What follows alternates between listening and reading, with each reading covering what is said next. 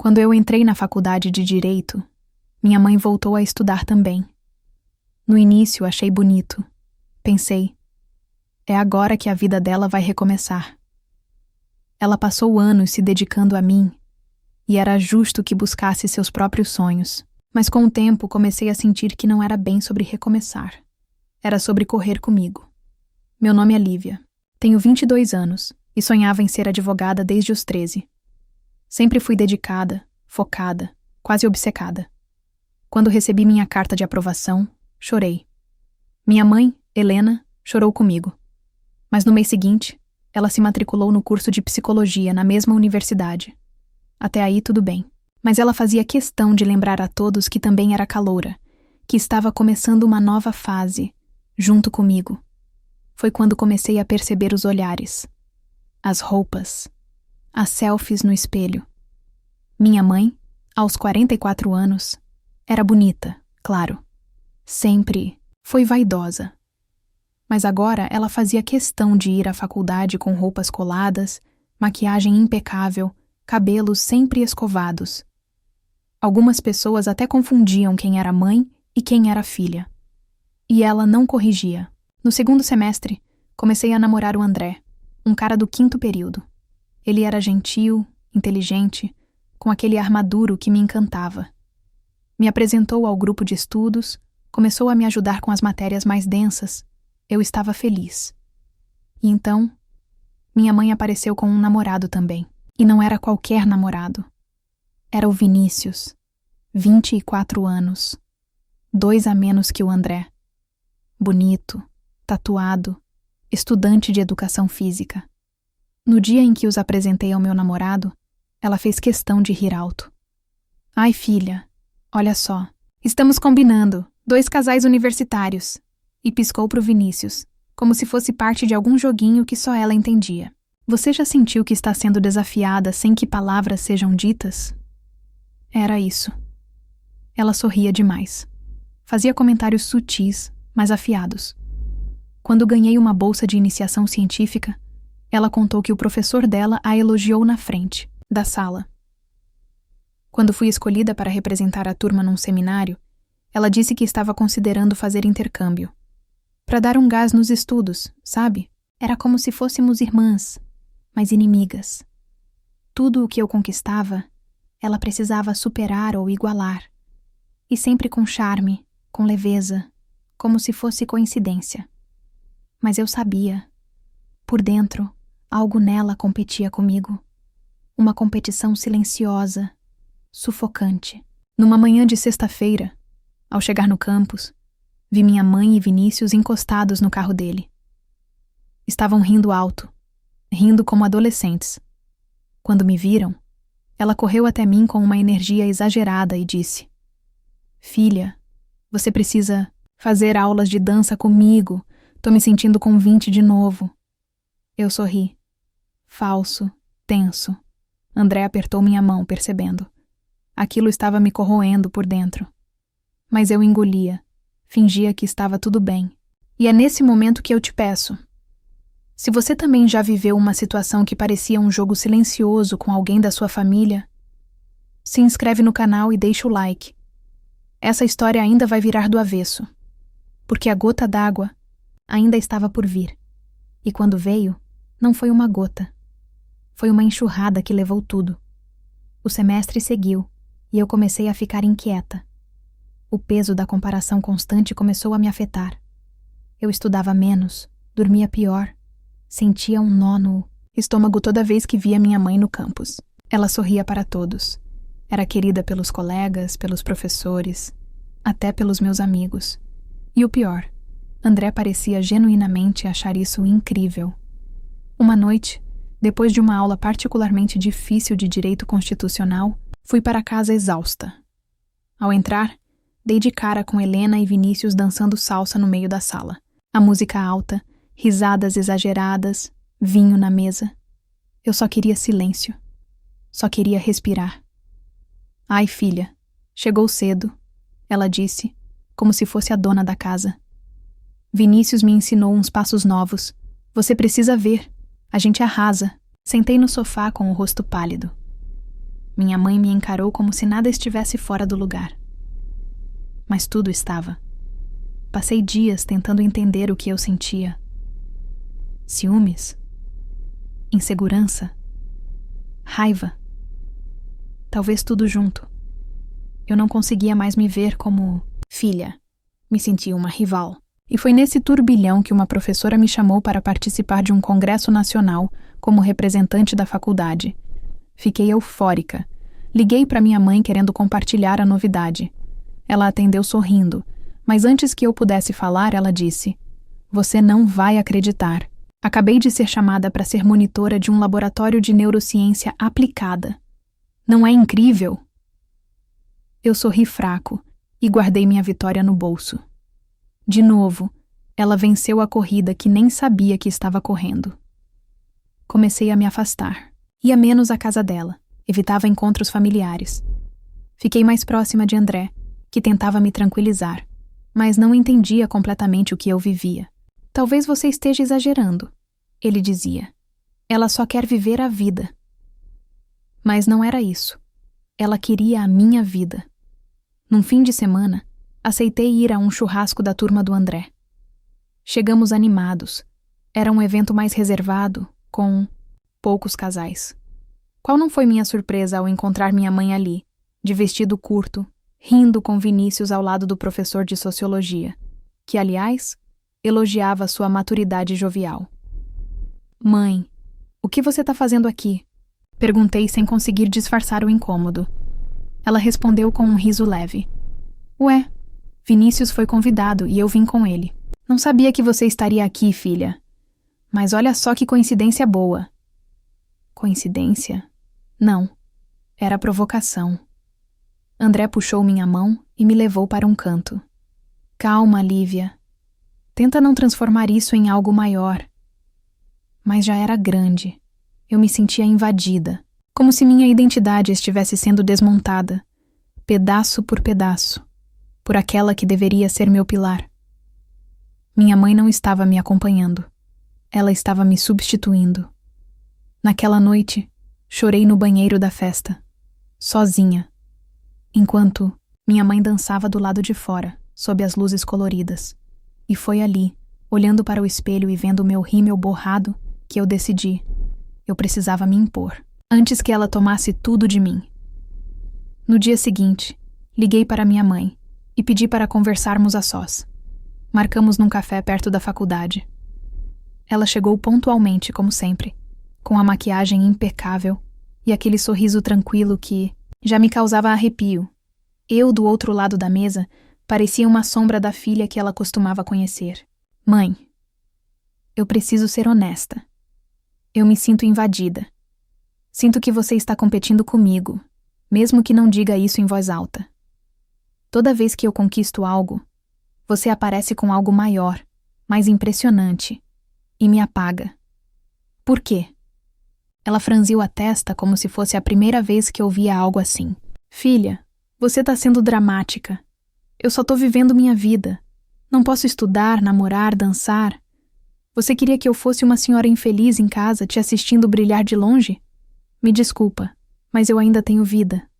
A fala dela me atravessou como faca. Não havia negação. Havia defesa. Justificativa. Mas é a minha vida. Minha fase. Meu momento. E você? Você aparece como se tudo fosse sobre você. Eu me sinto substituída, como se tudo o que sou fosse algo que você precisa copiar e fazer melhor. Minha voz tremia. Ela me olhava como se eu fosse uma criança reclamando de um brinquedo quebrado.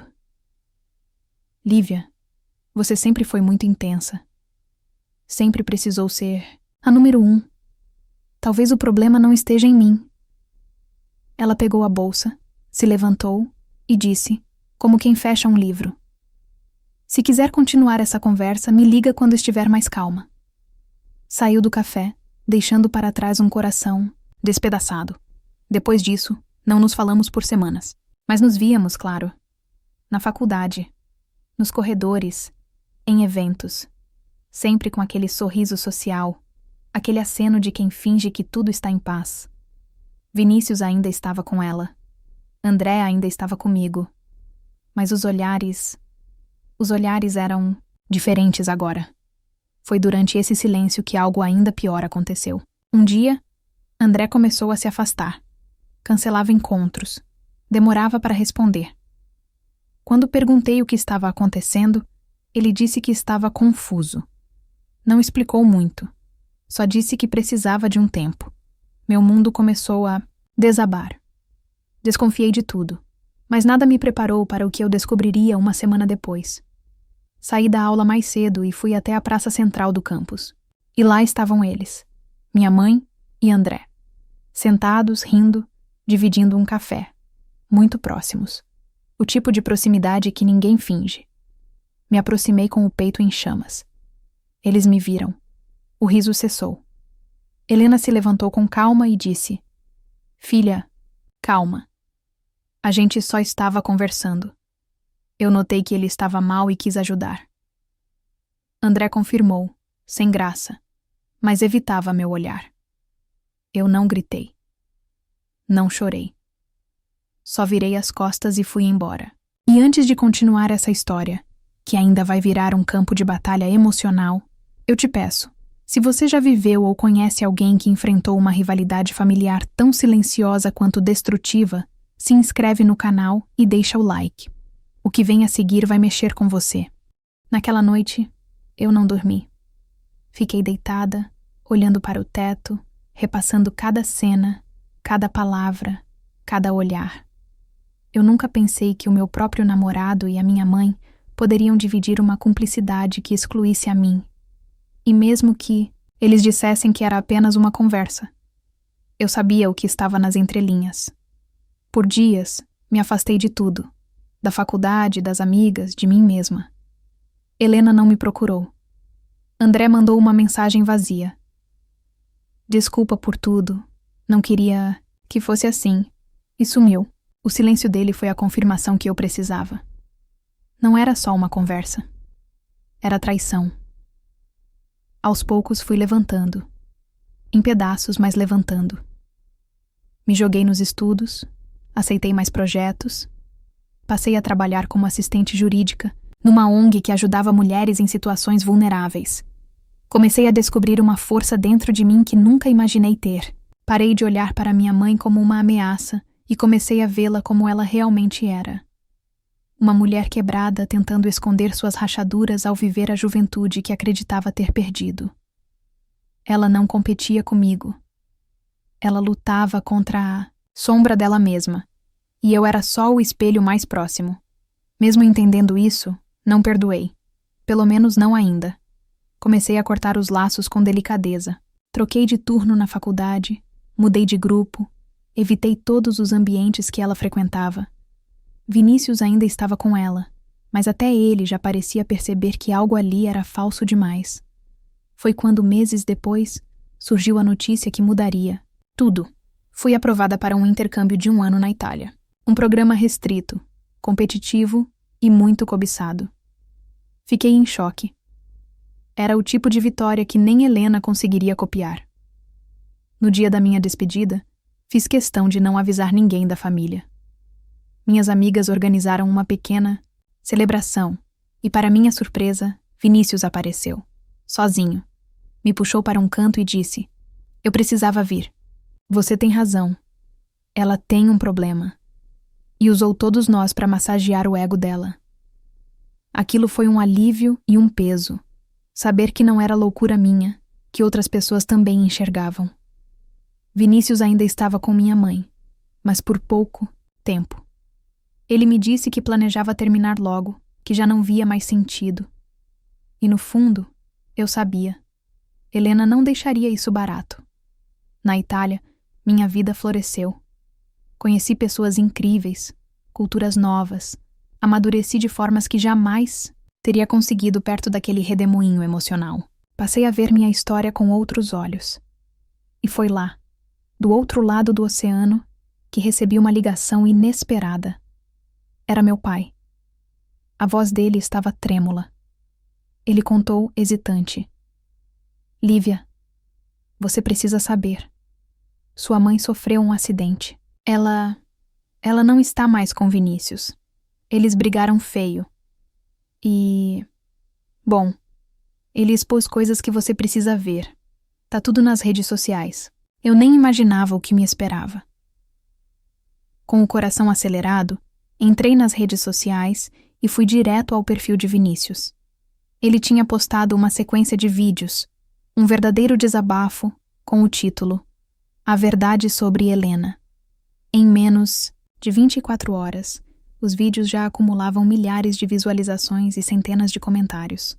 No primeiro vídeo, ele apareceu visivelmente abalado. Contou que havia sido manipulado emocionalmente por Helena, que ela usava crises inventadas para mantê-lo por perto. Disse que só depois de algum tempo, percebeu que estava sendo usado como troféu em uma guerra silenciosa que ela travava com a própria filha. Ele revelou prints de mensagens em que Helena falava de mim com desprezo. Coisas como: ela só conseguiu esse namorado porque copiou minha atitude. Ou, ela não é tão especial quanto pensa. E o pior, mensagens nas quais ela incentivava André a terminar comigo, dizendo que era melhor ele abrir os olhos antes que fosse tarde. A bomba caiu. Amigos em comum, colegas da faculdade, até professores começaram a comentar. A mulher que era admirada por todos, elegante, decidida, inspiradora, agora era vista sob outra luz. A imagem dela desmoronava em tempo real. No segundo vídeo, Vinícius contou sobre a briga final. Disse que tentou confrontá-la com amor, dizendo que ela precisava de ajuda, que aquilo era autodestrutivo, mas ela surtou. Gritou, quebrou coisas, disse que ninguém a entendia, que sempre foi ofuscada por mim. O orgulho dela era maior que qualquer possibilidade de cura. As mensagens de apoio começaram a chegar para mim. Gente que estudava comigo, colegas do projeto da ONG, até desconhecidos. Pela primeira vez minha dor foi reconhecida, validada. E Helena sumiu. Apagou todas as redes sociais e desapareceu da faculdade sem dar explicações. Minha viagem na Itália seguiu, mas agora com uma leveza nova. Eu já não carregava o peso da culpa, nem da dúvida. As cartas estavam na mesa. A verdade, exposta, era o que eu precisava para me reconstruir. E não apenas como filha, mas como mulher. 6 meses depois, recebi uma carta. Escrita à mão, com a caligrafia impecável de Helena. Era curta, fria e direta. Você venceu. Espero que esteja feliz. Não se preocupe. Não vou mais atrapalhar sua vida. Talvez seja isso que você sempre quis. E nada mais. Eu não respondi. Guardei a carta como um lembrete.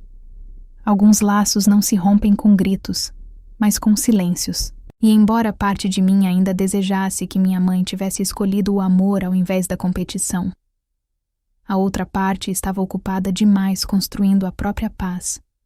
E antes de te mostrar o próximo capítulo, que envolve uma reviravolta inesperada no destino de Helena, já deixa o like e se inscreve no canal, porque o que vem a seguir é a virada que ninguém esperava.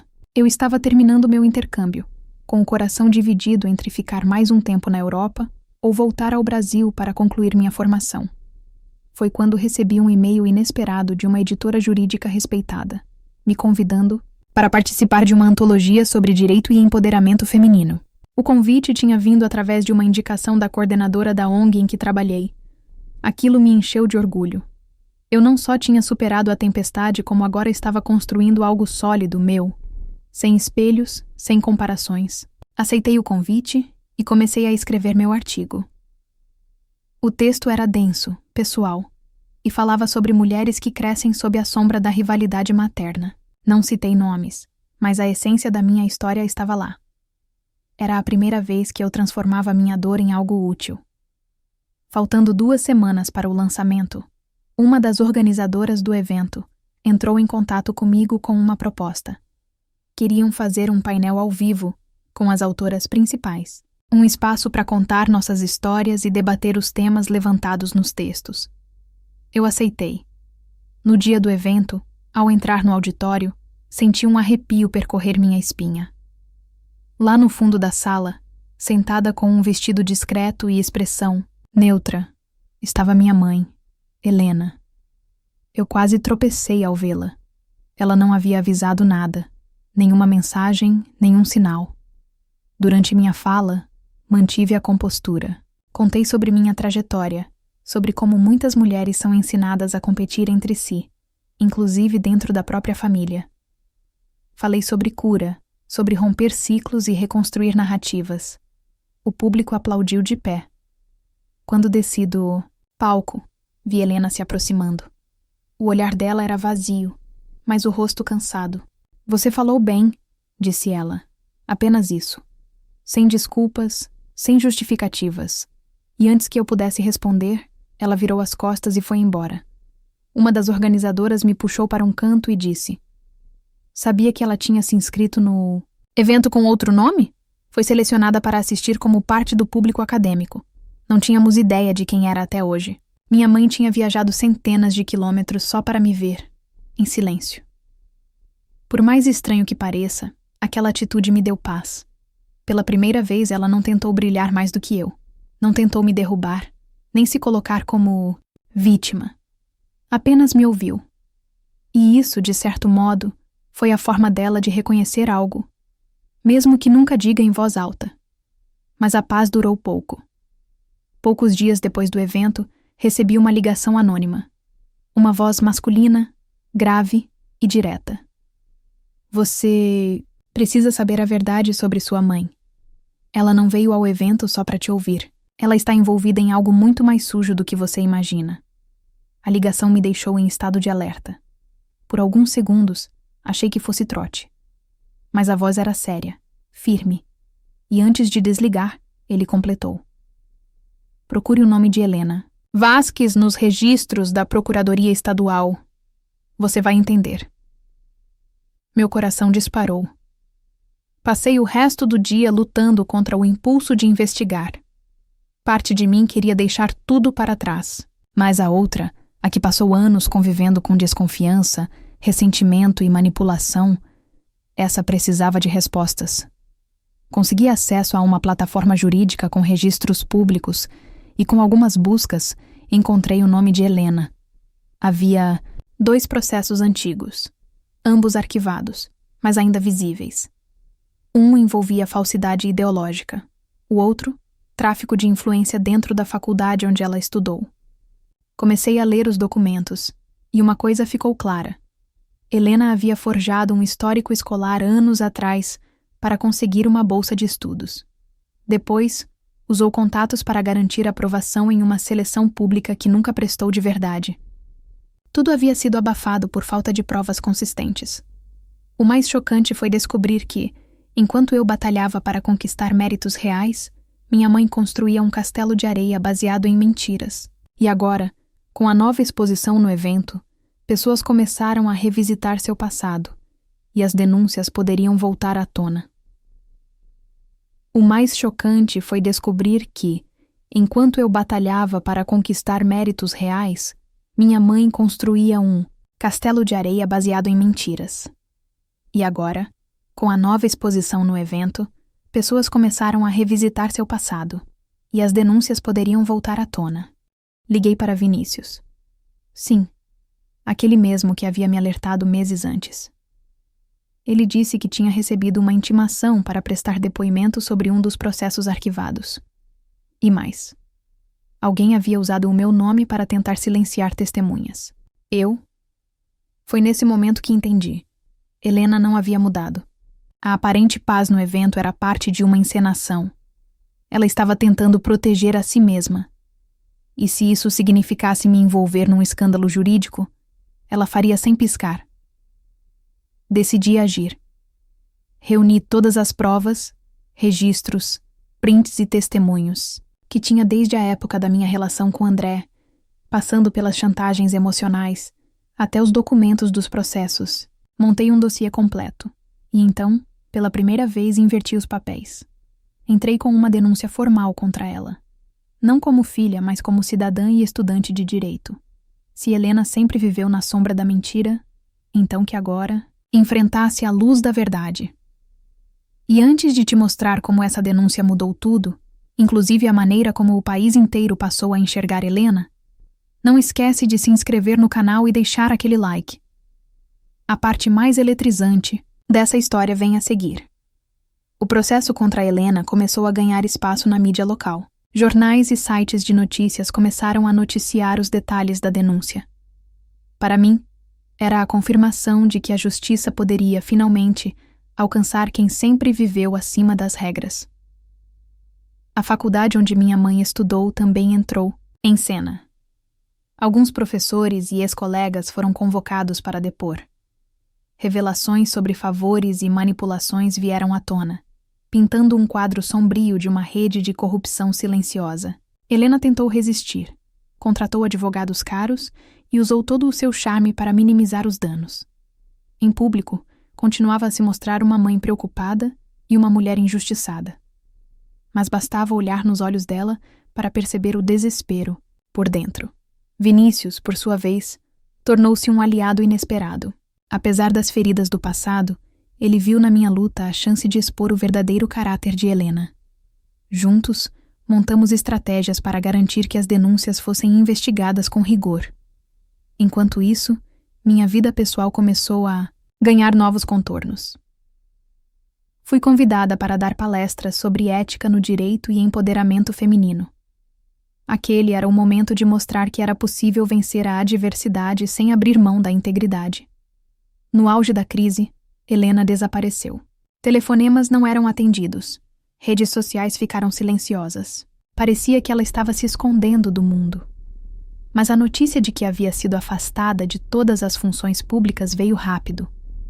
Uma carta aberta, publicada em seu nome, tentava explicar tudo como um grande mal-entendido, uma perseguição injusta. Mas a opinião pública já tinha decidido. A mulher que antes competia comigo, agora lutava contra sua própria ruína. E foi aí que a verdadeira reviravolta aconteceu. No meio de toda essa tempestade, Helena enviou uma mensagem anônima para mim, com uma única frase. Você pode ganhar as batalhas, mas eu conheço seus segredos. Prepare-se para a guerra final. Aquela ameaça congelou meu sangue, porque eu sabia que não era só uma briga de mãe e filha.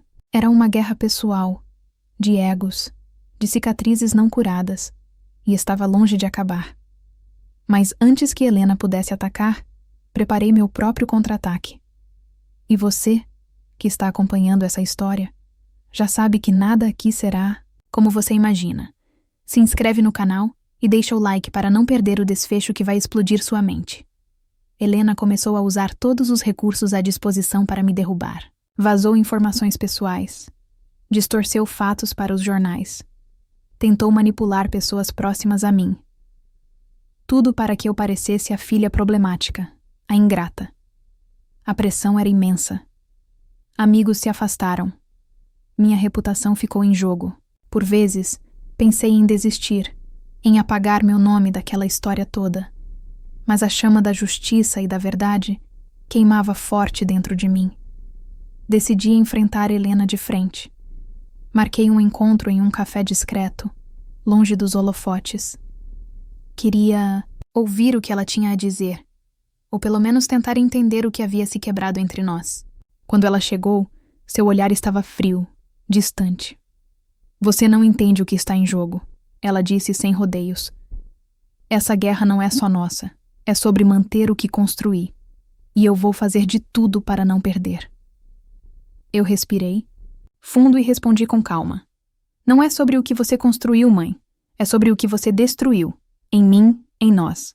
Mas ainda há uma chance de reconstruir. Se você quiser. Ela riu, um som amargo. Reconstruir? Você quer ser minha rival até o fim. Eu não vou ceder, nunca. Aquela foi a última frase que trocamos antes que ela se levantasse e saísse, me deixando ali sozinha com minhas dúvidas. A partir daquele dia, Helena sumiu de vez. Não respondia mensagens, não atendia telefonemas. Sua rede de aliados foi minguando, e a denúncia que fiz contra ela avançava nas instâncias legais. Eu tentei seguir com minha vida, focar nos estudos, no trabalho, nas pessoas que realmente importavam. Mas a sensação de que aquilo não tinha acabado nunca deixava meu peito em paz. Foi então que, em um evento beneficente, conheci uma mulher chamada Laura.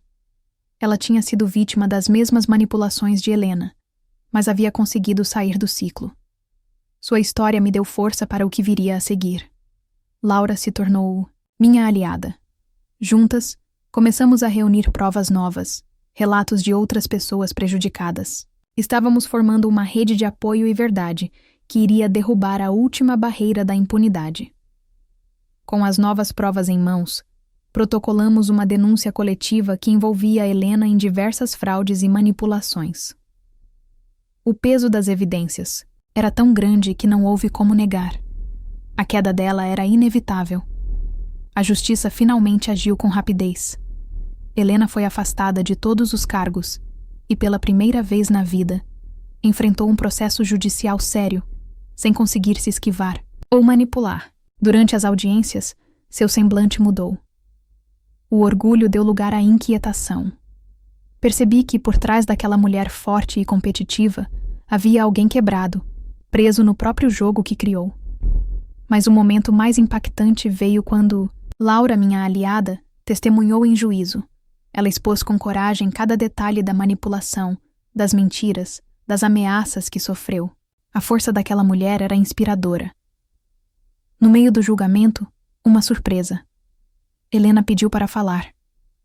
Com a voz trêmula, confessou que a rivalidade comigo tinha sido seu maior erro, seu maior fracasso. Pediu perdão, não só a mim, mas a si mesma.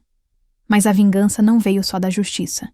Enquanto ela perdia tudo, eu ganhava o respeito e a admiração de muitas pessoas. A ferida da infância começou a cicatrizar, e eu descobri que era capaz de ser maior que qualquer sombra.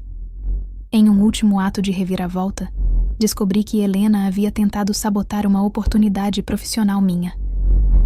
Mas, ironicamente, ao tentar me derrubar, ela abriu espaço para que eu fosse reconhecida por mérito próprio.